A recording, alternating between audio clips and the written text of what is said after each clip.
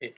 Assalamualaikum warahmatullahi wabarakatuh. Ketemu lagi dengan saya di video pembelajaran tentang statistika dan probabilitas. Untuk hari ini cukup spesial karena videonya kita akan langsung bahas dua materi sekaligus, yaitu tentang line chart dan juga histogram.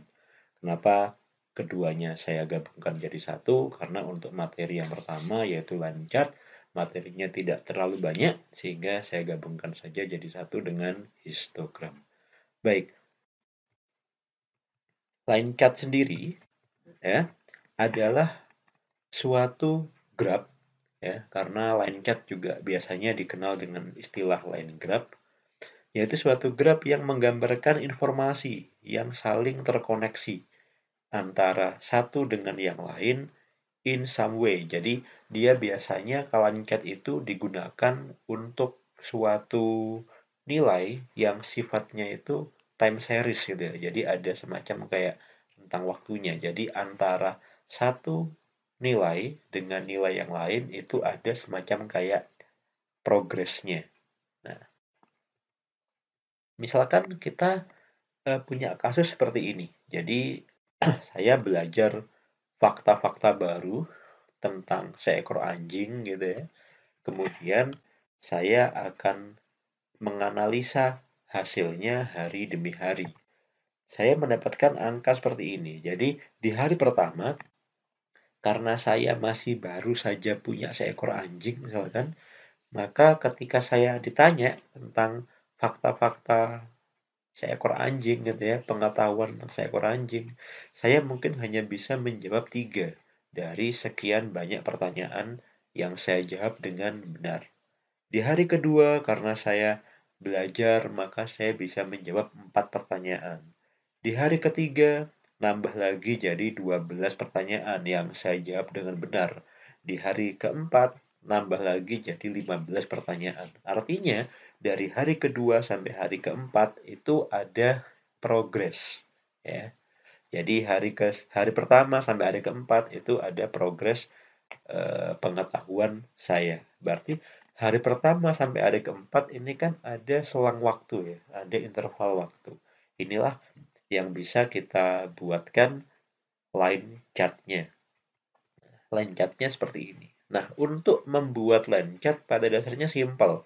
Kita hanya cukup membuat sumbu X dan sumbu Y saja, di mana sumbu X itu adalah interval waktunya biasanya. Ya, kalau di sini maka hari pertama, hari kedua, hari ketiga, hari keempat, sumbu Y-nya adalah jumlah datanya. Nah, kemudian kita tinggal buat titik-titik saja. Jadi hari pertama saya bisa menjawab benar berapa banyak? Oh, 3. Hari kedua 4. Hari ketiga 12. Hari keempat 15. Setelah saya buat titik-titiknya, tinggal saya gabungkan titik-titik tersebut. Maka sudah tercipta line chart. Oke, hanya seperti itu saja untuk line chart. Line chart ini digunakan kapan? Kalau kita ingin menggambarkan data dalam suatu rentang waktu tertentu. Biasanya untuk menganalisa tren suatu data dan seterusnya. Oke, lanjut ke materi kedua adalah tentang histogram. Oke. Apa itu histogram? Histogram adalah suatu diagram yang dia menggunakan bars untuk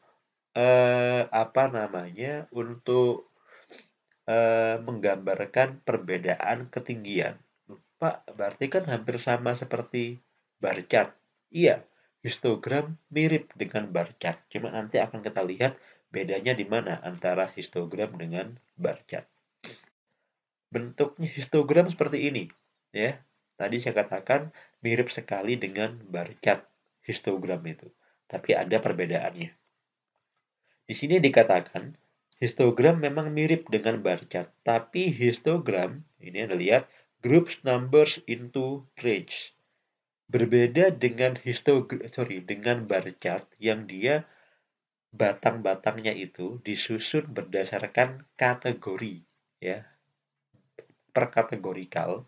Tapi kalau histogram batang-batangnya itu disusun berdasarkan range. Itu yang membedakan antara bar chart dengan histogram. Kemudian, tinggi dari tiap batangnya itu mencerminkan frekuensi data yang ada pada range tersebut. Seperti itu. Dan enaknya lagi adalah kita yang bisa menentukan berapa jumlah range-nya. Berapa jumlah range-nya dan berapa lebar range-nya itu kita sendiri yang menentukan. Nah, ini adalah contoh bar chart dibandingkan dengan histogram. Apa sih bedanya antara bar chart dengan histogram? Kalau bar chart dia punya gaps. Anda lihat, dia punya gaps. Jadi antara satu batang dengan batang yang lain dia punya jarak. Kenapa? Karena dia menggambarkan kategoris. Ya, jadi ada USA, India, UK itu dia berdasarkan kategoris. Berbeda dengan histogram. Kalau histogram itu tidak ada gaps-nya.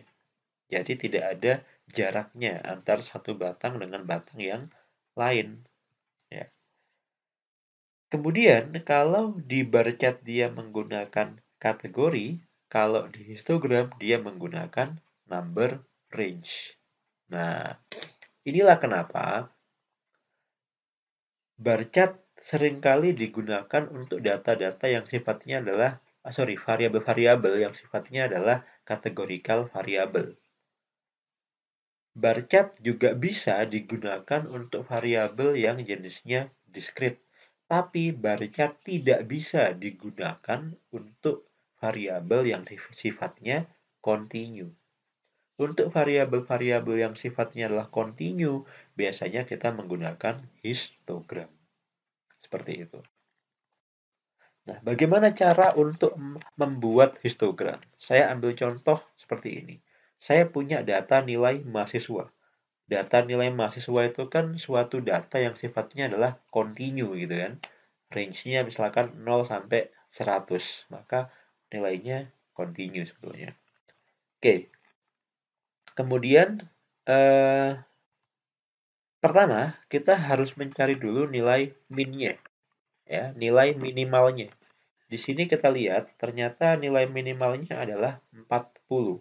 Maka kita masukkan angka 40 di sini. Berikutnya kita cari nilai max-nya. Nilai max-nya adalah 100. Ya, di sini 100. Berikutnya kita cari range-nya.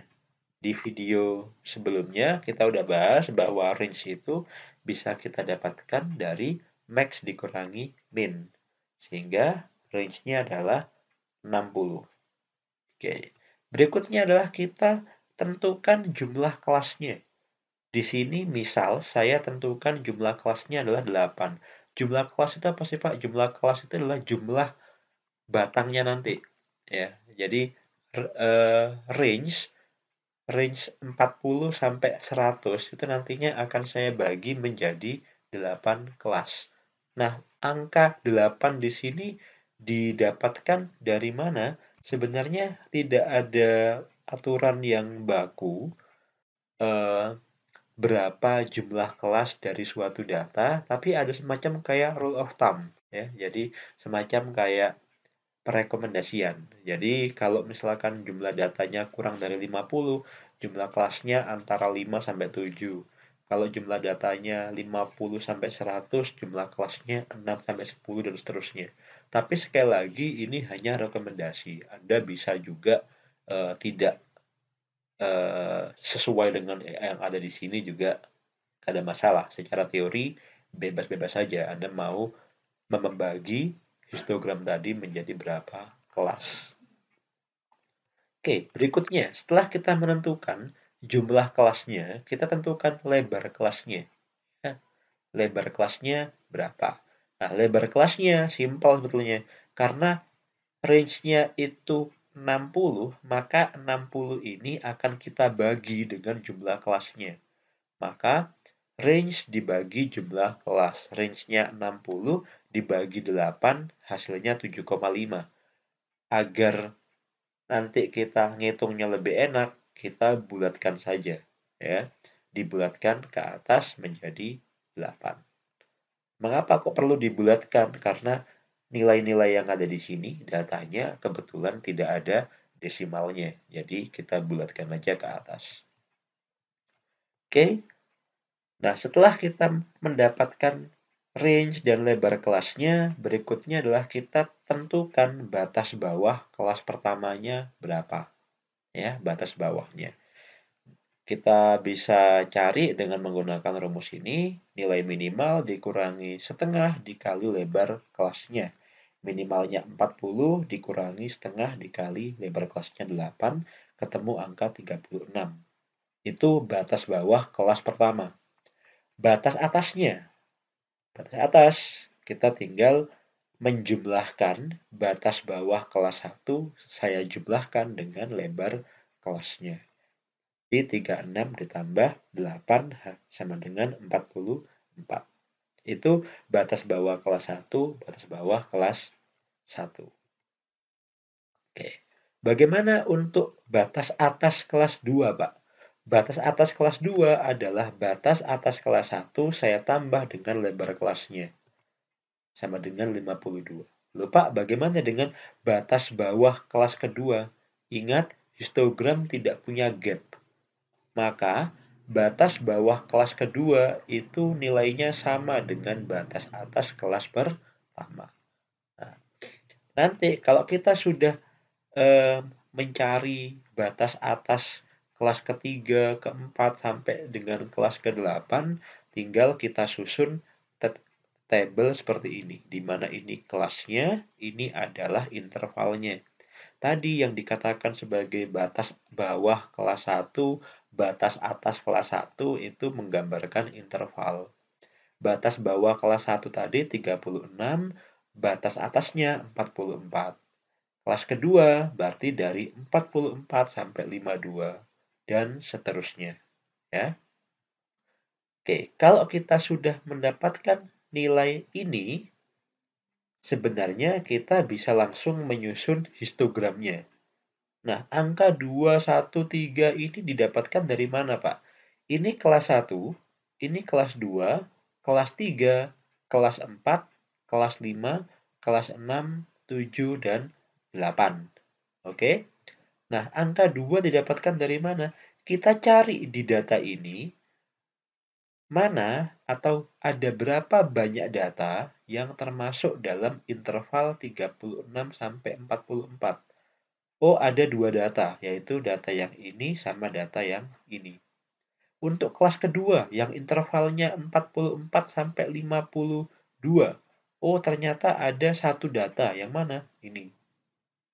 Dan seterusnya. Oke, sehingga kita bisa menggambarkan histogramnya.